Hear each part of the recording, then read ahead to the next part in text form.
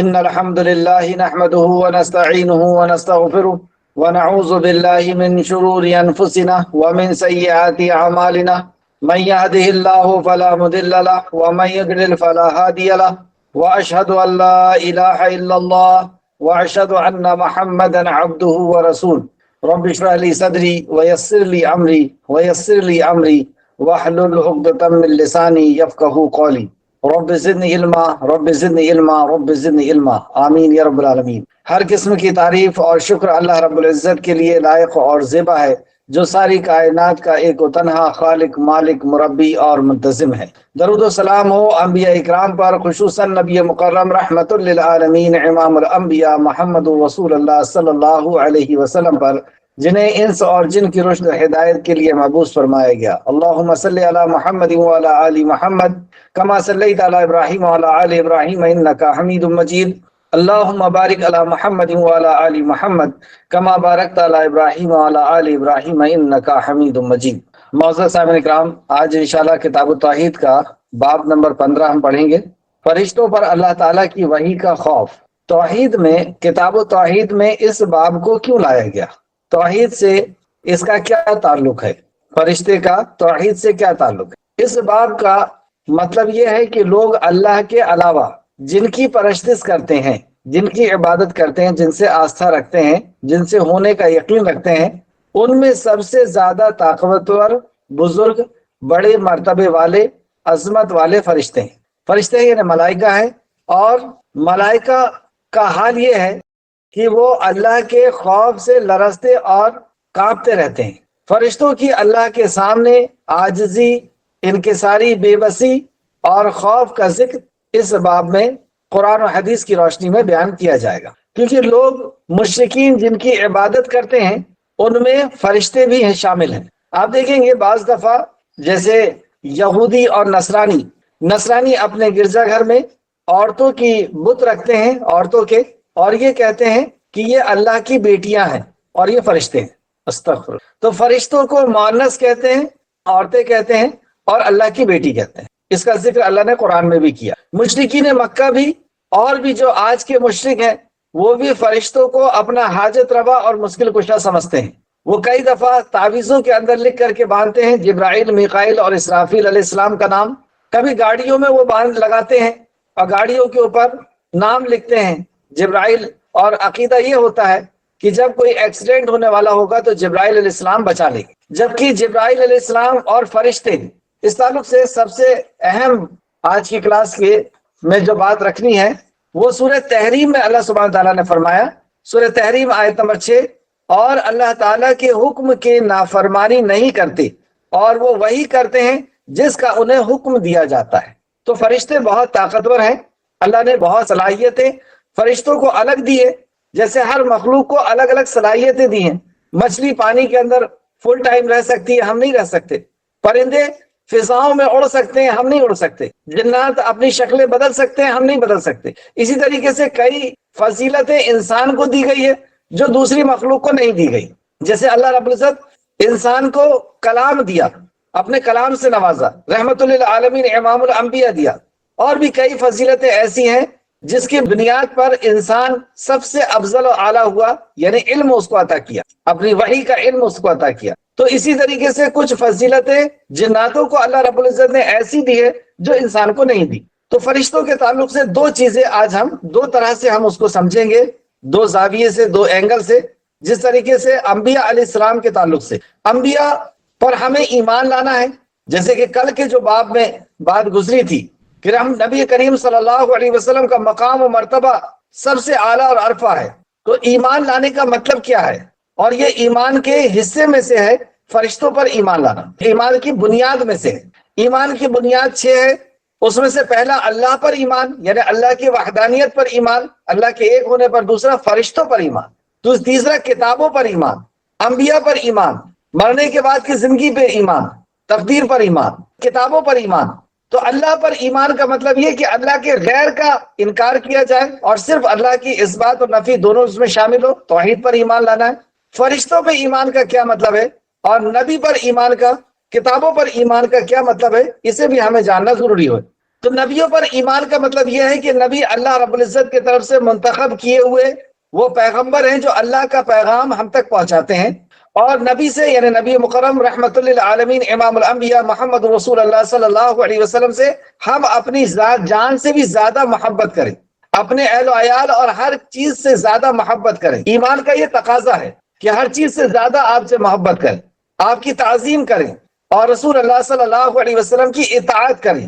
لیکن رسول اللہ صلی اللہ علیہ وسلم اللہ کے بندے اور اس کے رسول ہیں، یعنی بندگی اور عبادت صرف اللہ کی ہوگی، اطاعت رسول اللہ صلی اللہ علیہ وسلم کی ہوگی، کیونکہ رسول اللہ صلی اللہ علیہ وسلم اپنے طرف سے کچھ نہیں کہتے، وہ وہی کہتے ہیں جو وحی الہی ہے۔ تو اطاعت نبی مکرم کی اور عبادت اللہ رب العزت کی، یہ ہم نے پچھلی کلاس میں سمجھا۔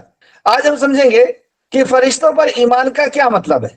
فرشتوں پر ایمان کی بنیاد میں سے ہے، اور فرشتے کو اللہ رب العزت نے نور سے بنایا، اور بھی ان کے فضائل ہم سمجھیں گے ایک حصے میں، اور دوسرے حصے میں کہ مشرک فرشتوں کی جو عبادت کرتے ہیں تو عبادت کے لائق صرف اور صرف اللہ سبحانہ تعالیٰ ہے۔ فرشتوں پر ایمان کا مطلب یہ نہیں ہے کہ فرشتے کو ہم حاجت روا اور مشکل کشا سمجھیں، ہم ان کو سجدہ کریں، ہم ان سے دعا کریں۔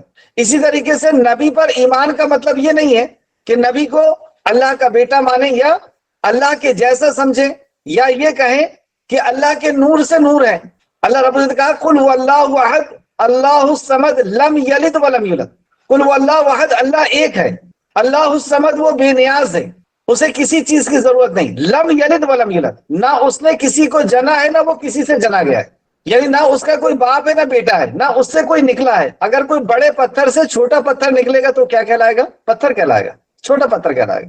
تو اللہ کے نور سے اگر نور نکلا ہے تو وہ بھی نور ہے، اور یہ عقیدہ بالکل باطل عقیدہ ہے۔ اللہ رب العزت نے اپنی ساری مخلوق کو اپنے حکم سے بنایا، کن فیکون کہہ کر کے بنایا، اپنے حصے میں سے کسی چیز کو نہیں بنایا۔ اگر اللہ کے حصے میں سے کوئی چیز بنی ہوتی تو وہ بھی اللہ ہوتی۔ تو اللہ کے نور سے نور بنایا گیا، یہ بالکل باطل عقیدہ ہے، غلط عقیدہ ہے جو اسلام کو ختم کر دیتا۔ مشرکین نے یعنی یہودی اور نصرانی نے، یہودی نے عزیر علیہ السلام کو اللہ کا بیٹا کہا، عیسائیوں نے عیسیٰ علیہ السلام کو اللہ کا بیٹا کہا، اور امت محمدیہ کے کچھ لوگ اور آگے بڑھ گئے اور انہوں نے محمد رسول اللہ کو اللہ ہی کہہ دیا کہ وہ عرش پر مستوی تھا، رب ہو کے، خدا ہو کے، اور زمین پہ اتر آیا مصطفیٰ ہو کے۔ ایسے نعت پڑھے جاتے ہیں، ایسے شعر و شاعری پڑھی جاتی ہے۔ اور ایک یہ گڑی ہوئی بات اور جھوٹی اور ان کی من گڑت بات کہ جب رسول اللہ صلی اللہ علیہ وسلم معراج پر گئے تو انہیں ایسا دکھائی دیا جیسے وہ اپنے آپ کو آئینے میں دیکھ رہے ہیں۔ استغفر اللہ، استغفر، یعنی وہاں پر اللہ ہے اور یہاں پر مصطفیٰ ہے، وہی اللہ مصطفیٰ بن کر کے آ گئے ہیں، اوتار لے لیے ہیں۔ یہ باطل اور غلط عقیدہ اور اسلام کو ڈھا دینے والا، ختم کر دینے والا، اسلام سے نکال دینے والا عقیدہ۔ تو رسول اللہ صلی اللہ علیہ وسلم سے ہم محبت سب سے زیادہ کریں گے، آپ کی اطاعت فرمانبرداری، لیکن رسول اللہ صلی اللہ علیہ وسلم اللہ کے بندے اور اس کے رسول، اللہ کے علاوہ عبادت رسول اللہ کی بھی نہیں ہو سکتی۔ اور اگر کسی نے ایسا کیا تو گویا کہ اس نے اسلام کو ختم کر دیا، وہ اسلام کے دائرے سے باہر ہو گیا۔ اسی طریقے سے فرشتے بہت معزز اور مکرم ہیں، اللہ نے ان کو نور سے بنایا ہے، لیکن فرشتے اللہ کے حکم کے خلاف نہیں کرتے، اور عبادت جو ہے وہ صرف اور صرف اللہ رب العزت کا حق ہے۔ اس باب میں ہم اس بات کو سمجھیں گے۔ تو فرشتے کیونکہ ایمانیات کا ایک حصہ ہے، اس تعلق سے اس لیے میں چاہ رہا ہوں کہ اس کی تھوڑی سی ڈیٹیل میں آپ کے سامنے پیش کروں فرشتوں کے تعلق سے۔ فرشتوں کا تعارف، فرشتے اللہ تعالیٰ کی ایک نورانی مخلوق ہیں۔ اللہ رب العزت نے آدم کو یعنی ہمیں مٹی سے بنایا، جنات کو آگ سے بنایا، اور فرشتوں کو نور سے بنایا، جو مختلف صورتیں بدلنے پر قادر ہیں۔ فرشتے جو ہیں مختلف صورتیں بدلنے پر قادر ہیں، وہ جیسی چاہتے ویسی اپنی شکل کو بدل سکتے ہیں، بڑی قوت والے ہیں، یعنی ان کو بہت طاقتور بھی اللہ رب العزت نے بعض فرشتوں کو بہت طاقتور بنایا ہے، نقل و حرکت کے بڑی طاقت رکھی ہے، ان کی تعداد بہت زیادہ ہے۔ عقیدہ یہ کہ ان کی تعداد بہت زیادہ، اور کتنی ہے وہ اللہ ہی جانتا ہے، جس کا علم صرف اللہ کو ہے۔ اللہ تعالیٰ نے انہیں اپنی عبادت اور اپنے احکام کو بجا آوری کے لیے منتخب کر رکھا ہے، یعنی اللہ کی اطاعت اور فرمانبرداری کے لیے اللہ رب العزت نے انہیں پیدا کیا، اور اللہ کے حکم کی نافرمانی نہیں کرتے، بلکہ صرف وہی کام کرتے ہیں جس کا انہیں حکم دیا جاتا ہے۔ فرشتوں کو اللہ تعالیٰ نے نور سے پیدا فرمایا ہے۔ ان کی پیدائش کب ہوئی اس کے تعلق سے کتاب و سنت میں کوئی رہنمائی ہمیں نہیں ملتی۔ ہاں یہ بات ضرور ہے کہ آدم علیہ السلام سے پہلے فرشتے موجود تھے، لیکن کب سے ہیں یہ ہم نہیں جانتے۔ فرشتوں کو ان کی اصل شکل میں انبیاء علیہ السلام کے علاوہ اور کوئی نہیں دیکھ سکتا، البتہ اگر وہ انسانی شکل میں آئیں تو انہیں ہر کوئی دیکھ سکتا ہے۔ فرشتے مذکر ہیں یا مؤنث، یعنی میل ہیں یا فیمیل، اس کے تعلق سے کوئی صراحت نہیں ملتی قرآن و حدیث میں۔ البتہ یہ بات ضرور ہے کہ جب اہل کتاب نے یہ کہا کہ اللہ کی بیٹیاں ہیں تو اللہ رب العزت نے قرآن میں اس کی تردید کی، اس کا انکار کیا کہ یہ لوگ ایسا کہتے ہیں۔ یہ چند باتیں تھی فرشتوں کے تعلق سے۔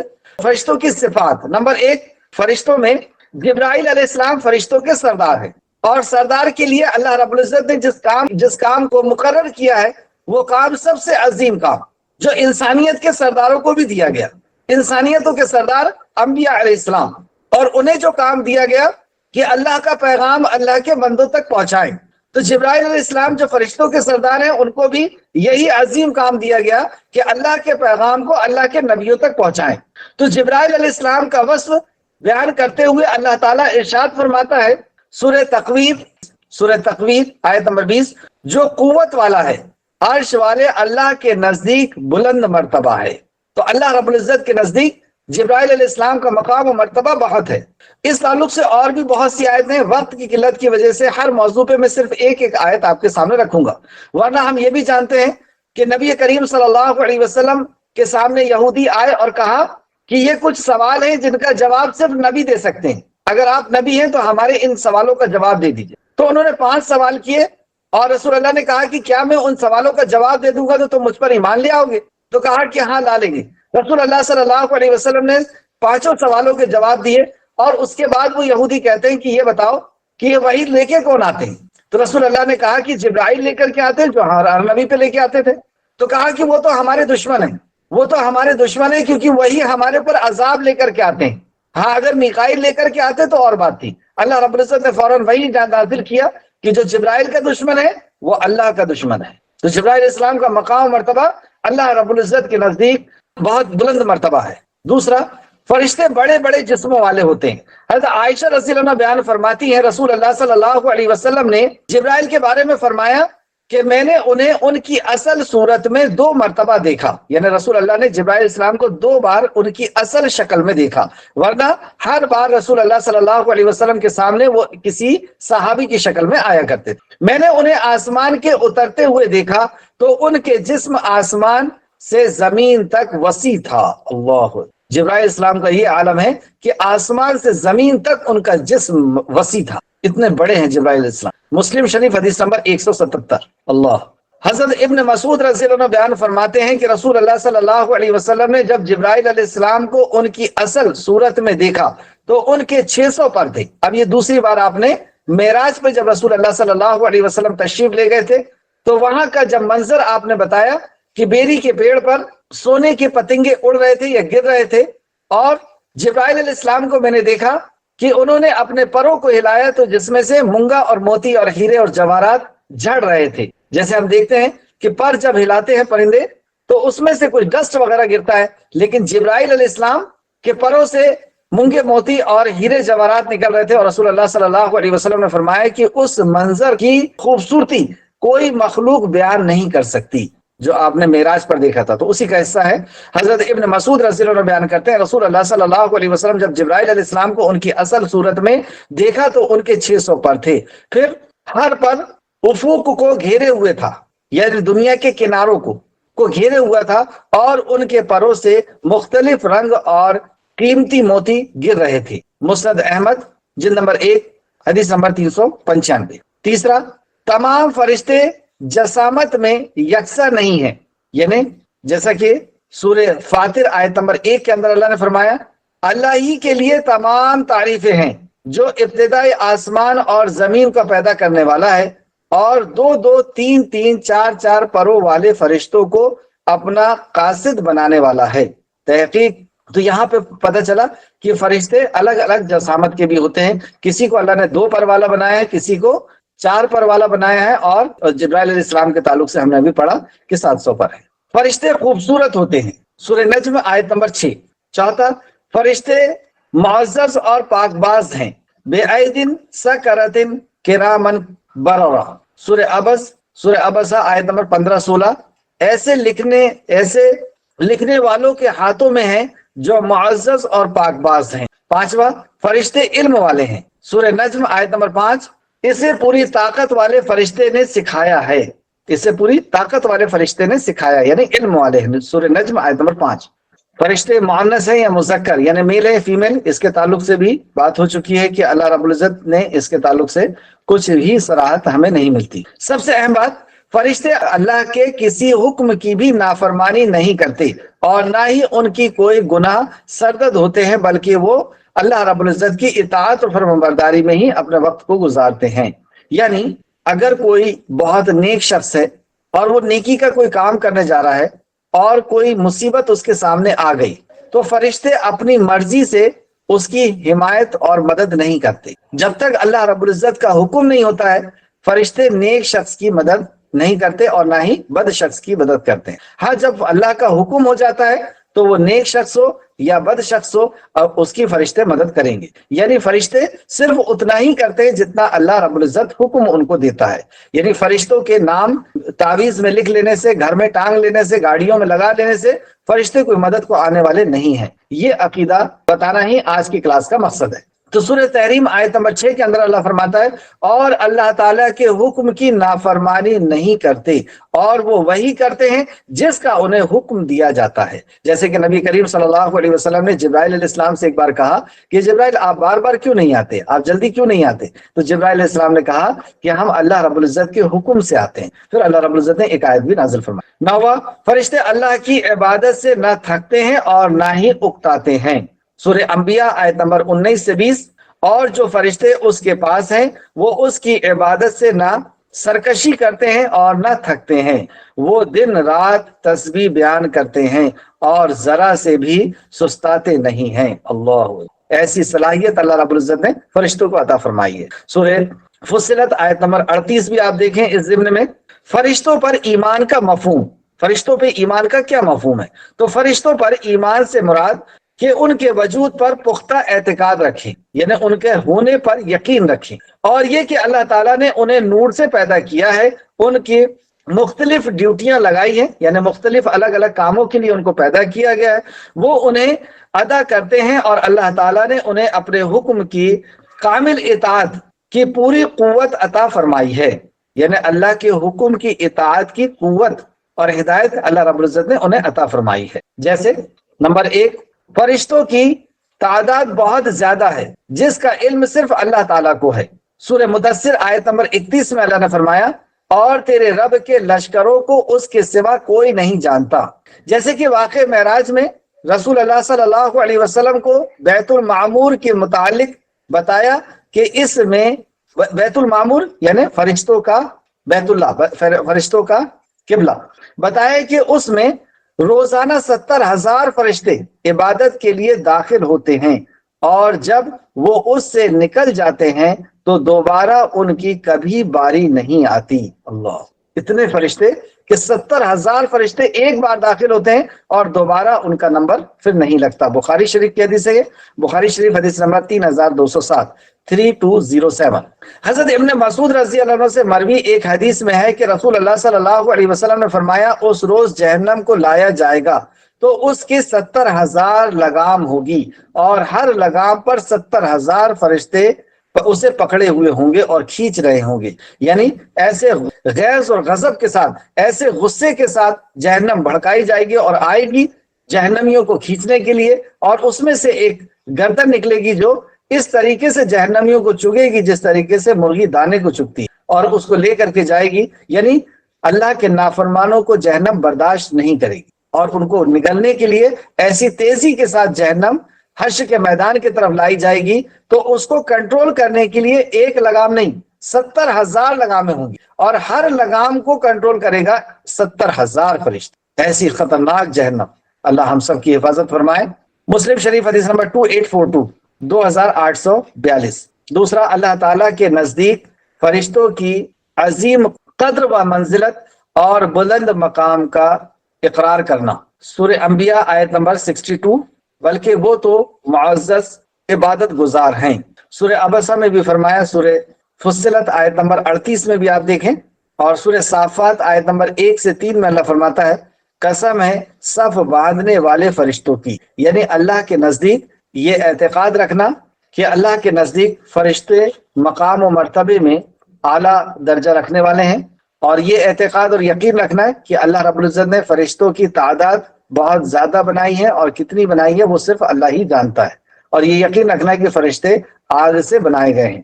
تیسرا، یہ اعتقاد رکھنا کہ اللہ کے ہاں سب بستہ فرشتوں کے مختلف درجات ہیں، یہ اعتقاد رکھنا، یہ یقین رکھنا کہ فرشتوں کے مختلف درجات ہیں۔ جیسے سورہ حج آیت نمبر 75 میں اللہ نے فرمایا فرشتے اور انسانوں میں سے بعض پہنچانے والوں کو اللہ تعالیٰ چن لیتا ہے، یقیناً اللہ تعالیٰ سننے والا اور دیکھنے والا ہے۔ تو انسانوں میں سے اور فرشتوں میں سے اللہ رب العزت پیغام پہنچانے کے لیے چن لیتا ہے۔ تو اس سے پتہ چلا کہ فرشتے کی بھی الگ الگ منزلیں ہیں، مختلف یعنی الگ الگ ان کے درجات ہیں۔ اس تعلق سے بہت سی آیتیں اور حدیثیں ہیں، میں آگے چلتا ہوں۔ فرشتوں کی ذمہ داریاں، فرشتوں کی کیا ذمہ داری ہے، کیوں ان کو مطلب الگ الگ جو کاموں کے لیے اللہ رب العزت نے پیدا کیا، اس میں سے چند چیزیں ہم دیکھیں گے۔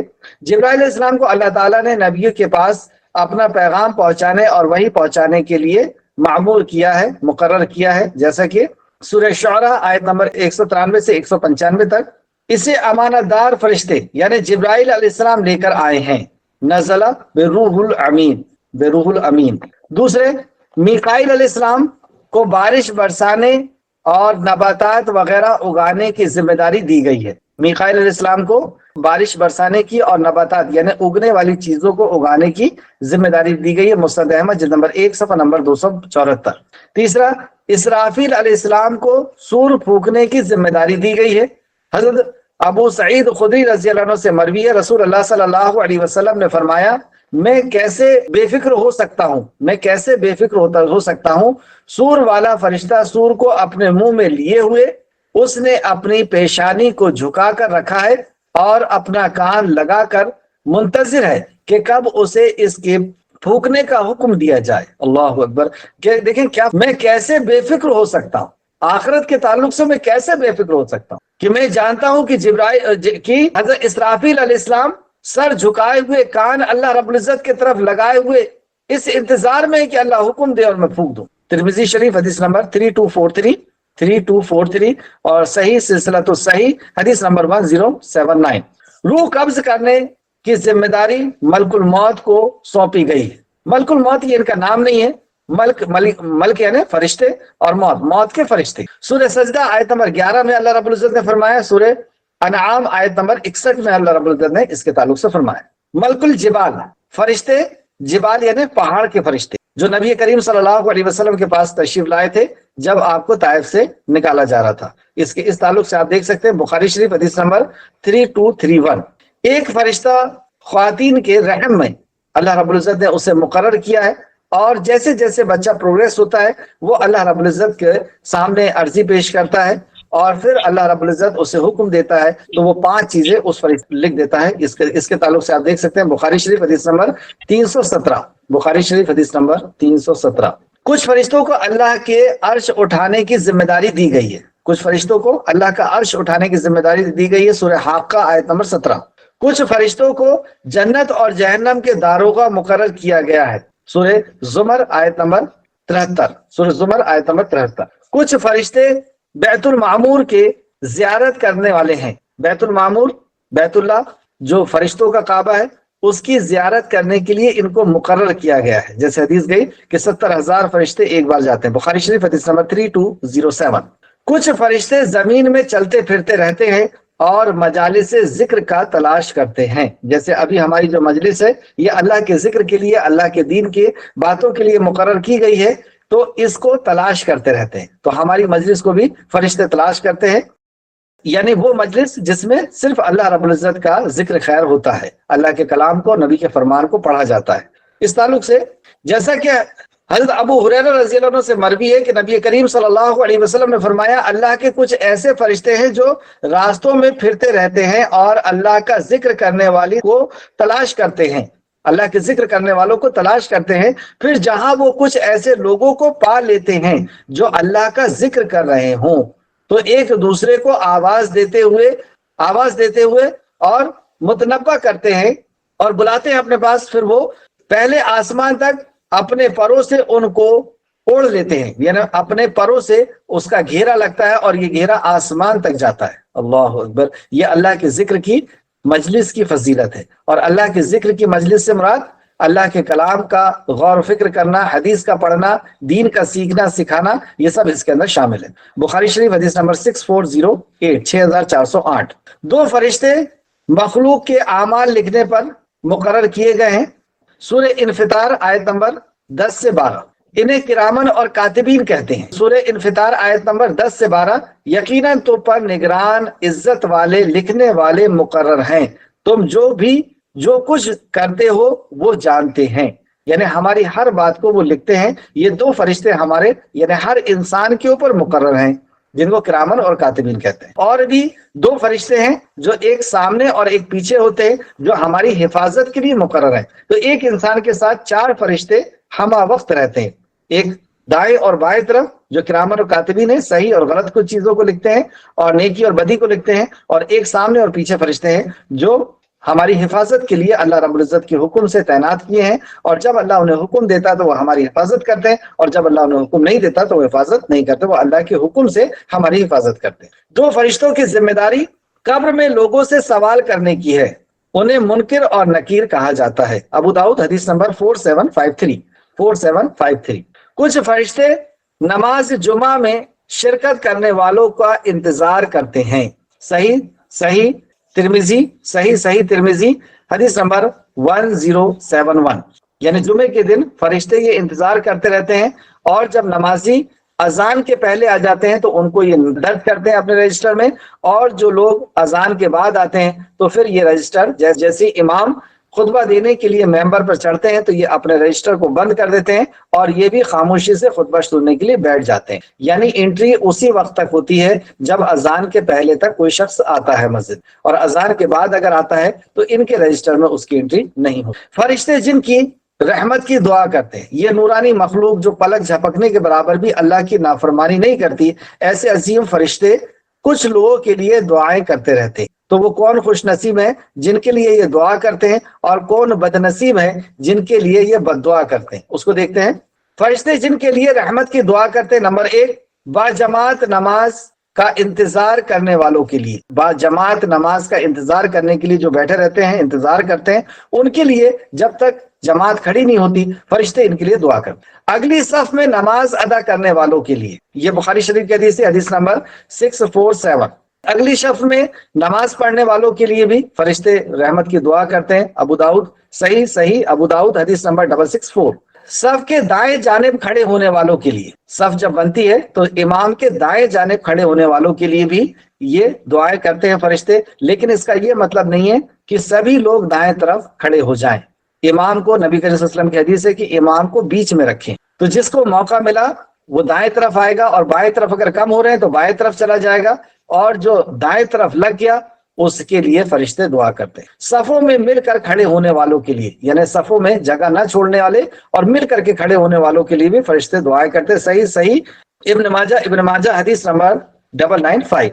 نماز سے فارغ ہو کر جائے نماز پر ہی بیٹھے رہنے والوں کے لیے، حتیٰ کہ وہ اٹھ جائے یا وضو ٹوٹ جائے۔ بتائیں، نماز پڑھ کر کے اور اسی جگہ پہ جب تک بیٹھے رہتے ہیں تب تک فرشتے دعا کرتے ہیں، اگر اس جگہ سے ہٹ گئے، اٹھ گئے تو پھر وہ دعا نہیں کریں گے۔ تو ایسا کوشش کرنا چاہیے کہ نماز میں بیٹھے، لیکن اس کا یہ مطلب بھی نہیں ہے کہ نماز پڑھنے کے بعد وہیں بیٹھے رہیں اور گھر کی ذمہ داریوں کو چھوڑ دیں، ساس اور پریشان ہوتے رہیں، شوہر اور بچے پریشان ہوتے رہیں۔ ہم کو گھر کی بھی ذمہ داریوں کو دیکھنا ہے اور عبادت کے اوپر بھی، دونوں چیزوں پہ فوکس کرنا ہے۔ تو نماز سے فارغ ہو کر جائے نماز پر بیٹھے رہنے والے کے لیے بھی دعا کرتے ہیں۔ لوگوں کی خیر و بھلائی کی تعلیم دینے والوں کے لیے بھی فرشتے دعا کرتے ہیں، لوگوں کو خیر و بھلائی کی تعلیم دینے والوں کے لیے بھی فرشتے دعا کرتے ہیں۔ صحیح جامع اور صغیر حدیث نمبر 1838 اور ترمذی 2685۔ مریض کی عیادت کرنے والوں کے لیے، یعنی مریض کو جو دیکھنے جاتے ہیں ان کے لیے بھی دعا کرتے ہیں۔ لیکن ان ساری چیزوں میں ہمیں اس بات کا خیال رکھنا چاہیے کہ ایمان، اخلاص اور نبی کا طریقہ، تینوں چیز شامل ہو۔ اخلاص ہو کہ ہم مریض کو دیکھنے اس لیے جا رہے ہیں کہ اللہ ہم سے راضی ہو جائے، اس لیے نہیں کہ میں جب بیمار ہوں تو یہ بھی مجھے دیکھنے کے لیے آئے، یا یہ میں ایک ذمہ داری پورے کرنے جا رہا ہوں کہ فلاں رشتہ دار ہے، جانا ہی پڑے گا دیکھنے کے لیے، تو اس سے کوئی اجر نہیں ملنا ہے، یہ تو دنیاوی مفاد ہو گئے۔ صرف اللہ کی رضا کے لیے اگر ہم جائیں گے، جب تک ہم اس کی عیادت میں جائیں گے، فرشتے ہمارے لیے دعا کریں گے۔ نبی کریم صلی اللہ علیہ وسلم پر درود پڑھنے والوں کے لیے بھی فرشتے رحمت کی دعائیں کرتے ہیں۔ روزے کے لیے، سحری کھانے والوں کے لیے بھی فرشتے دعا کرتے ہیں۔ فرشتے جن پر لعنت بھیجتے ہیں، یعنی جن پر بد دعا کرتے ہیں فرشتے، وہ کون بد نصیب ہیں؟ اور اللہ رب العزت ہم سب کو ایسے اعمال سے محفوظ رکھے کہ جس سے نورانی فرشتے جو ہے بد دعا کریں۔ پہلا، اللہ تعالیٰ کی نازل کردہ تعلیمات کا کفر کرنے والوں پر، اللہ کی احکام کا انکار کرنے والوں پر، بد عقیدہ بدعتی کو پناہ دینے والوں پر، بد عقیدہ یعنی بدعتی کو پناہ دینے والوں پر اللہ کے فرشتے لعنت کرتے ہیں۔ بخاری شریف حدیث نمبر 1870۔ تو بدعتی کو پناہ دینے والوں پر، عہد شکنی کرنے والوں پر یعنی وعدہ خلافی کرنے والوں پر بھی فرشتے لعنت کرتے ہیں۔ قانون الہ کے نافذ کرنے میں رکاوٹ بننے والوں، یعنی قانون اللہ رب العزت کا نافذ ہو رہا ہے کہیں اور کوئی اس کا رکاوٹ بنے، تو ان کے لیے بھی فرشتے بد دعا کرتے ہیں۔ اپنے بھائی کے خلاف اسلحہ اٹھانے والے پر بھی فرشتے لعنت کرتے ہیں۔ صحابہ کرام کو گالی دینے والوں پر فرشتے لعنت کرتے ہیں۔ حسن حدیث ہے، صحیح الجامع الصغیر میں علامہ البانی نے اس کو نقل کیا 6285۔ صحابہ کرام کو برا بھلا کہنے والوں پر بھی فرشتے لعنت کرتے ہیں۔ اپنے حقیقی باپ کو چھوڑ کر دوسرے سے نسبت ملانے والے پر بھی فرشتے لعنت کرتے ہیں، یعنی جو باپ ہے کسی وجہ سے اگر ان سے نفرت کرنا اور ان کو اپنا باپ نہ کہنا، کسی اور کو اپنا باپ کہنا، ایسے شخص پہ بھی فرشتے لعنت کرتے ہیں۔ شوہر کی نافرمانی کرنے والی عورت پر بھی فرشتے لعنت کرتے ہیں۔ چلیے، یہ تو تھا چند باتیں فرشتوں کے تعلق سے۔ اب ہم دیکھتے ہیں کہ یہ فرشتے جو اعلیٰ اور عرفہ ہیں اللہ رب العزت کی بارگاہ میں، لیکن یہ اللہ کے شریک ہونے کا حق نہیں رکھتے، یہ صرف اللہ کی مخلوق ہے، اور اللہ کے سامنے یہ کیسے عاجزی، انکساری اور بے بسی کے ساتھ کھڑے ہوتے ہیں، اللہ کے سامنے کیسے خوف رکھتے ہیں اور کیسے لرزتے ہیں، اس کے تعلق سے یہ آیت سورہ سبا آیت نمبر 23۔ میں سمجھتا ہوں کہ آپ اس بات کو سمجھ رہے ہیں کہ یہ باب کیوں قائم کیا گیا۔ یہ اس لیے قائم کیا گیا کہ لوگ فرشتوں کو، کیونکہ وہ بہت طاقتور ہیں، بہت خوبیوں کے مالک ہیں، اس وجہ سے ان کو بھی حاجت روا، اور انسان کی ایک کمزوری رہی ہے کہ جس کے اندر بھی تھوڑی سی طاقت دیکھتا ہے، بس اسی کے سامنے ہاتھ جوڑ کر کے کھڑا ہو جاتا ہے۔ اسے سانپ کو دیکھا کہ اگر ڈس لے گا تو مر جاتا ہے انسان، تو سانپ کی پوجا شروع کر دیا۔ گائے کے اندر دیکھا کہ اس کے اندر بہت ساری خوبیاں ہیں اور یہ فائدے اس سے پہنچتے ہیں، اس کی تو جس کے اندر ذرا سا بھی کچھ خوبی دیکھتا ہے۔ سورج کے اندر خوبی دیکھا کہ سورج ایک بہت بڑی مخلوق ہے کہ جس کے بغیر کوئی بھی انسان اس دھرتی کے اندر، اس زمین کے اندر زندہ نہیں رہ سکتا، اس کو سورج دیوتا کہہ دیا۔ تو جس کے اندر ذرا سی بھی کوئی خوبی دیکھتے ہیں اور اسی کو اپنا الہ بنا لیتے ہیں، یہ سب اس وجہ سے ہوتا ہے کہ وہ اللہ کی معرفت حاصل نہیں کر پاتے ہیں۔ اور بہت سے لوگ فرشتوں کو دیوتا کہتے ہیں، سنسکرت میں دیوتا کہا جاتا ہے فرشتوں کو، اور فرشتوں کو بھی اللہ رب العزت کا حق دے دیتے ہیں، اور ایسی مسلمان بھی کرتے ہیں۔ لیکن فرشتے اللہ کی مخلوق ہے اور اللہ رب العزت کے سامنے بے بس ہوتے ہیں اور ڈرتے ہیں، خوف زدہ رہتے ہیں، اور اللہ رب العزت کے حکم کے بجاوری ان کا یہی مقصد ہوتا ہے۔ اس تعلق سے آیت دیکھتے ہیں سورہ سبا آیت نمبر 23۔ جب ان فرشتوں کے دلوں سے گھبراہٹ دور ہوتی ہے، یعنی اللہ رب العزت جب کوئی حکم صادر فرماتا ہے، کوئی وحی نازل فرماتا ہے، تو فرشتوں کے حال کیا ہوتے؟ جب ان فرشتوں کے دلوں سے گھبراہٹ دور ہوتی ہے تو وہ ایک دوسرے سے کہتے ہیں تمہارے رب نے کیا فرمایا؟ اللہ کے مقرب فرشتے کہتے ہیں کہ اس نے حق فرمایا اور وہ عالی مقام اور بزرگ و برتر ہے۔ یعنی اللہ رب العزت جب کوئی اپنا حکم صادر کرتا ہے تو فرشتوں کے یہ حال ہو جاتا ہے کہ وہ بے ہوش ہو جاتے ہیں، اور پھر جب وہ ہوش میں آتے ہیں تو فرشتوں سے یعنی جبرائیل علیہ السلام سے پوچھتے ہیں کیا فرمایا تمہارے رب نے، جو آگے کی حدیث میں آنے والا ہے۔ جب اللہ تعالیٰ آسمان پر کوئی فیصلہ صادر فرماتا ہے، جب اللہ سبحانہ و تعالیٰ آسمان پہ کوئی فیصلہ صادر فرماتا تو اللہ تعالیٰ کے فرشتے اس کے حکم برداری میں یوں اپنے پر مارتے ہوئے گویا صاف پتھر پر نرم زنجیر کے ٹکرانے کی جھنکار ہو، یعنی ایسے اللہ کی بارگاہ میں آ کر کے بیٹھتے ہیں کہ ان کے پر جب زمین پہ لگتے ہیں تو جھنکار کی جیسی آواز آتی ہے اور خاموشی سے آ کر کے وہ اللہ رب العزت کے حضور بیٹھ جاتے ہیں، اور وہ فرمان ان فرشتوں تک پہنچ جاتا ہے، حتیٰ کہ جب ان کے دلوں سے گھبراہٹ دور ہوتی ہے تو وہ ایک دوسرے سے کہتے ہیں تمہارے رب نے کیا کہا۔ تو ایسے گھبرا کر کے اللہ رب العزت کی عظمت کے سامنے، اللہ رب العزت کی کبریائی کے سامنے، اللہ رب العزت کی بڑائی کے سامنے اس طریقے سے وہ گھبرا جاتے ہیں کہ وہ سن بھی نہیں پاتے۔ تو اللہ تعالیٰ کے مقرب فرشتے یعنی جبرائیل کہتے ہیں کہ اس نے جو کہا وہ برحق ہے اور وہ عالی مقام اور بزرگ و برتر ہے۔ یہ بخاری شریف کی حدیث ہے، حدیث نمبر 4800۔ اس حدیث کا دوسرا حصہ کتاب التوحید صفحہ نمبر 105۔ اللہ تعالیٰ نے جب کسی بات کی وحی کا ارادہ فرماتا ہے اور اس وحی کا تکلم فرماتا ہے تو اس کے خوف سے تمام آسمان پر دہشت اور کپکپی طاری ہو جاتی۔ یہ ہے اللہ کہ جب وہ کوئی فیصلہ فرماتا ہے، کوئی حکم فرماتا ہے تو تمام آسمان والے لرزا جاتے ہیں اور کپ کپ طاری ہو جاتے ہیں۔ جب آسمان والے اس آواز کو سنتے ہیں تو بے ہوش ہو کر سجدے میں گر پڑتے ہیں۔ اور یہی حالت آپ دیکھیں گے کہ جب ایمان والا قرآن مقدس کو پڑھتا ہے تو جیسے کہ اللہ نے فرمایا کہ یہ اس کو قرآن کو ایسا پڑھتے ہیں جیسے اس کا حق ہے۔ تو یہ آپ دیکھیں کہ کئی قاری جب قرآن پڑھتے ہیں تو وہ ہچکیوں سے روتے ہیں اور سجدہ ریز ہو جاتے ہیں، ان کی کھالیں، اللہ نے فرمایا ان کی کھالیں نرم پڑ جاتی ہیں، یعنی ان کی اسکن تک متاثر ہوتی ہے، ان کی آنکھیں، ان کا دل متاثر ہوتا ہے۔ اللہ نے قرآن میں دوسری مقام فرمایا کہ وہ ٹھڈیوں کے بل سجدہ ریز ہو جاتے ہیں۔ تو یہ ایمان کا عالم ہے کہ جیسا ایمان ہوگا اللہ رب العزت کے کلام کے اوپر ویسی ہی اس کی کیفیت بھی طاری ہوگی۔ فرشتے جب اللہ رب العزت کے کلام کو سنتے ہیں تو وہ کپ کپاتے ہوئے اور سجدہ ریز ہو جاتے ہیں۔ سب سے پہلے جبرائیل علیہ السلام اٹھتے ہیں، اللہ تعالیٰ اپنی وحی میں سے جو چاہتا ہے ان سے کلام فرماتا ہے، پھر جبرائیل علیہ السلام ملائکہ کے پاس سے گزرتے ہیں۔ جب بھی کسی آسمان سے ان کا گزر ہوتا ہے تو اس آسمان کے فرشتے ان سے پوچھتے ہیں اے جبرائیل علیہ السلام ہمارے رب نے ہمارے لیے کیا فرمایا ہے؟ تو جبرائیل علیہ السلام کہتے ہیں اس نے حق فرمایا ہے، وہ عالی مقام اور بزرگ و برتر ہے۔ پھر تمام فرشتے یہی بات دہراتے ہیں، کیا دہراتے ہیں؟ وہ عالی مقام اور بزرگ و برتر ہے۔ پھر جبرائیل علیہ السلام اس وحی کو جہاں اللہ عز و جل کا حکم ہوتا ہے وہاں پہنچا دیتے ہیں۔ ابن خزیمہ کے حوالے سے انہوں نے نقل کیا اور یہ روایت تفسیر ابن کثیر وغیرہ میں بھی ہے اور بھی دوسرے مفسروں نے اس کو بیان کیا ہے۔ ابن خزیمہ صفحہ نمبر 206، کتاب التوحید صفحہ نمبر 105۔ اسی طریقے سے جو بخاری شریف کی حدیث ہے، حدیث نمبر 4800، کہ جب یہ خبر جبرائیل علیہ السلام دوسرے فرشتوں کو دیتے ہیں، یعنی جس فرشتے کی جو ڈیوٹی ہے ان کو جب یہ خبر دی جاتی ہے تو وہ فرشتے جب آپس میں بات کرتے ہیں تو شیاطین اس کو سننے کی کوشش کرتے ہیں اور وہ اس طریقے سے آسمان کے اوپر ایک کے اوپر چڑھ کر کے پہنچتے ہیں۔ شیطان اس فرشتے کی بات کو سن لیتا ہے تو وہ شیطان اپنے کاہن کو، اپنے جادوگر کو آ کر کے اس میں وہ بات بتاتا ہے کہ اللہ رب العزت نے یہ فیصلہ کیا۔ پھر سے سمجھیں، اللہ رب العزت جب فرشتوں کو کلام کرتا ہے تب یہ سننے کی طاقت نہیں رکھتے، یہ پہلے آسمان سے پہلے الگ الگ جگہ پر یہ رکے ہوتے ہیں، یعنی ایک دوسرے کے اوپر چڑھے ہوئے ہوتے ہیں شیاطین۔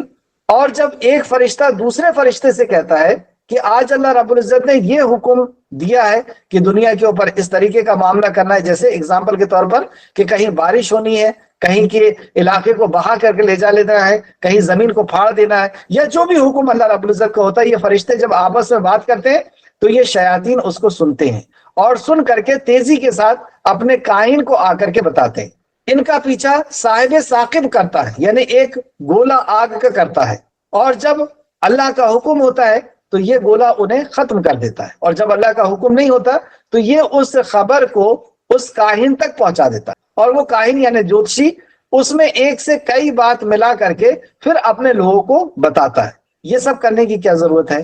یہ سب شیطان اس لیے کرتا ہے کہ اللہ رب العزت نے کلام کے اندر فرمایا کہ عالم الغیب اللہ ہے، قل لا يعلم من في السماوات والارض الغیب الا اللہ، کہ زمین و آسمان کے اندر کوئی غیب کی باتیں نہیں جانتا۔ تو کل کیا ہونا ہے، کیونکہ یہ فیصلہ اللہ رب العزت نے صادر کر دیا ہے، اور فرشتے جب آپس میں بات کر رہے ہیں تو اس خبر کو وہ شیطان سننے کی کوشش کرتا ہے اور آ کر کے کاہن کو بتائے، تاکہ لوگوں تک جب یہ بات پہنچے تو لوگ یہ سمجھیں کہ غیب کا جاننے والا صرف اللہ ہی نہیں، یہ فلاں کاہن بھی، اور رسول اللہ صلی اللہ علیہ وسلم نے فرمایا کہ جس نے کسی کاہن پر یقین کیا بات پر، اس نے میری نبوت کا انکار کیا، یا میرے اوپر جو شریعت نازل ہوئی اس شریعت کا انکار کیا، یعنی وہ دائرے اسلام سے نکل گیا۔